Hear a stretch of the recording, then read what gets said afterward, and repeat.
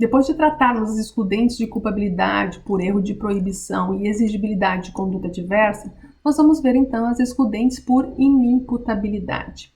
A inimputabilidade pode se dar por doença mental, desenvolvimento mental incompleto, desenvolvimento mental retardado ou por embriaguez completa proveniente caso fortuito ou força maior. Lembrando que não basta ser portador da doença, tem que, em razão da doença, não entender o caráter ilícito do fato ou de determinar-se de acordo com esse entendimento. Critério biopsicológico. Bora lá.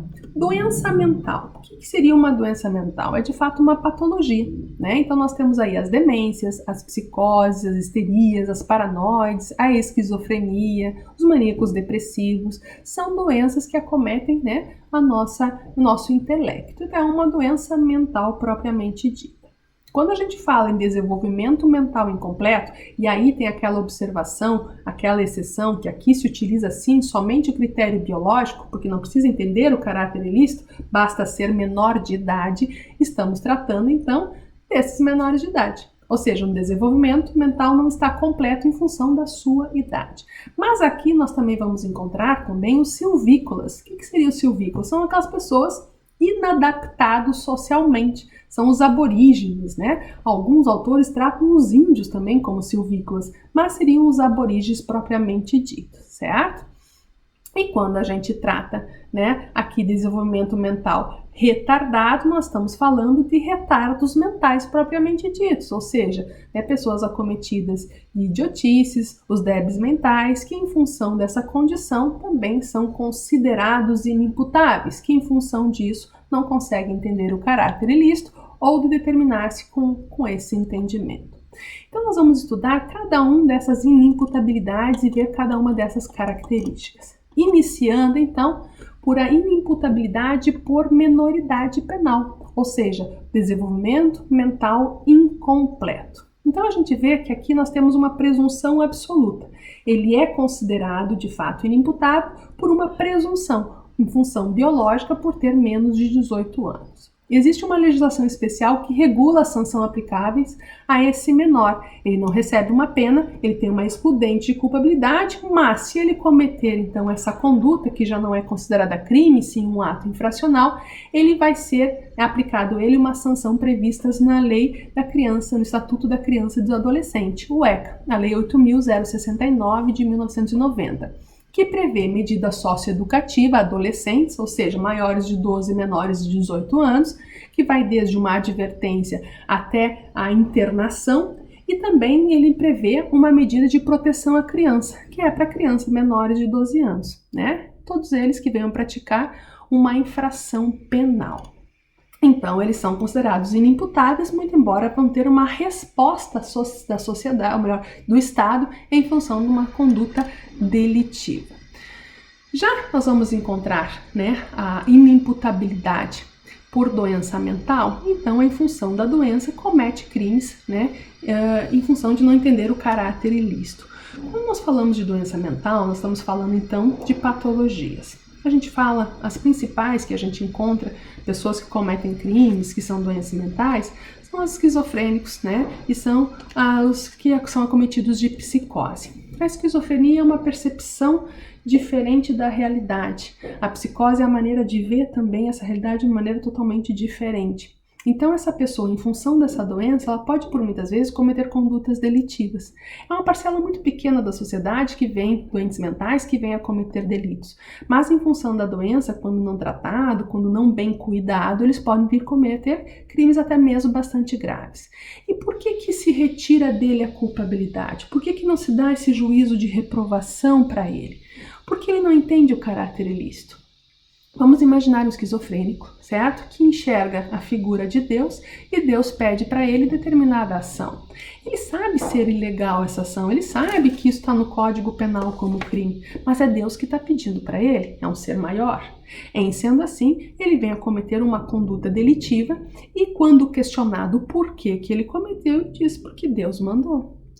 Aí diz, não, você não está enxergando Deus, você não está escutando Deus, Deus não pediria isso para você. Ele vai dizer, como não? É real? Porque de fato ele enxerga, de fato ele escuta. O esquizofrênico escuta a voz, o esquizofrênico ele enxerga pessoas, o esquizofrênico ele vive, né, num mundo bastante angustiado porque há uma mania de perseguição muito grande. Enfim, tem várias características da doença que nós vamos conversar na nossa web, que podem vir a, de fato, trazer uma percepção diferente dessa realidade. E o caráter ilícito do fato acaba não já pertencendo a ele. Ou ele não consegue se determinar de acordo com esse entendimento, uma vez que tem algo maior pedindo para que ele cometa essa conduta delitiva. Percebam que para ele não deve ser dado um castigo, uma vez que ele não fez isso imbuído de livre vontade, não foi uma vontade, não foi livre-arbítrio, não foi simplesmente uma escolha.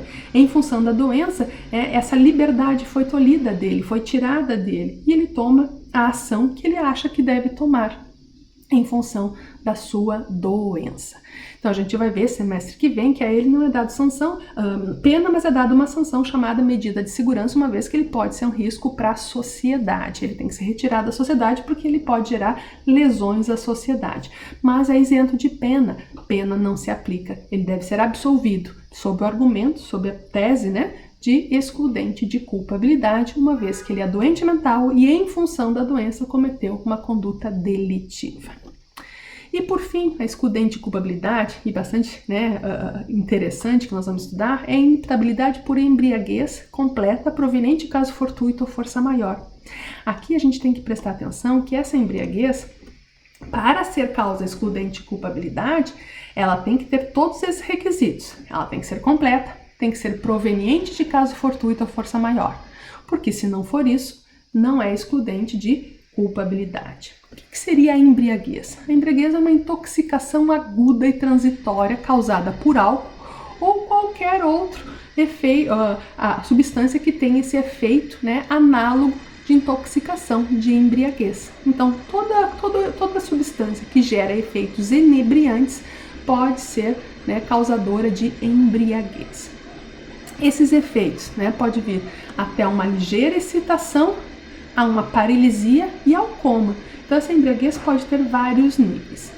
Nós temos várias fases da embriaguez. Nós temos a primeira fase, que é chamada fase de excitação, quando a gente fica muito excitado em função desse efeito inebriante dessa substância. Quando nós estamos na fase da excitação, ela é considerada incompleta, ou seja, não exclui a culpabilidade.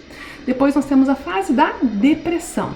Quando nós estivermos na fase da depressão, essa embriaguez ela é considerada completa. Então pode ser um dos requisitos exigidos para excludente de culpabilidade.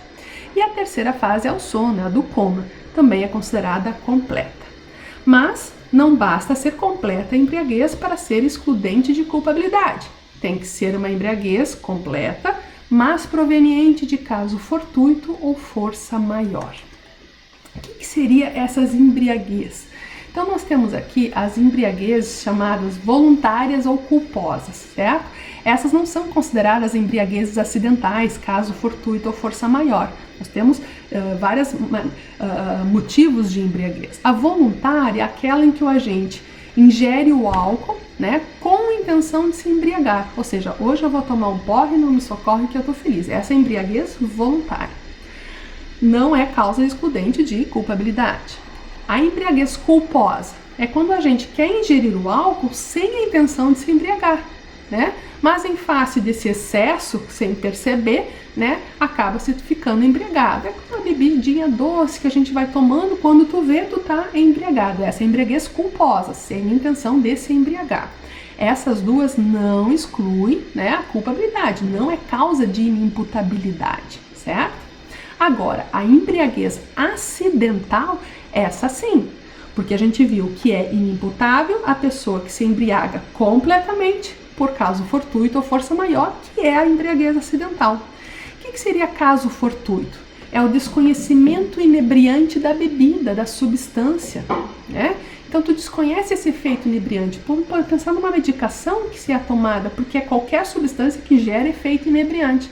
Tu desconhece, né, esse efeito em ti, tu vem a ingerir um caso fortuito e acaba ficando embriagada, certo? Por questões particulares de fisiologia, acaba se embriagando. Então, se você ficar embriagado completamente e cometer uma conduta delitiva, então nós temos a excludente de culpabilidade. E a embriaguez acidental também pode ser por força maior, ou seja, você é obrigado a ingerir um certo tipo de bebida, né? Por exemplo, uma noite Cinderela, por exemplo, você bota uma arma na sua cabeça e faz com que você beba, né? Tá morrendo de sede, não tem mais o que beber, bebe cachaça, acaba desidratando, fica com mais sede, mas enfim, você é obrigado, né, de certa forma, uma força maior a ingerir essa substância inebriante.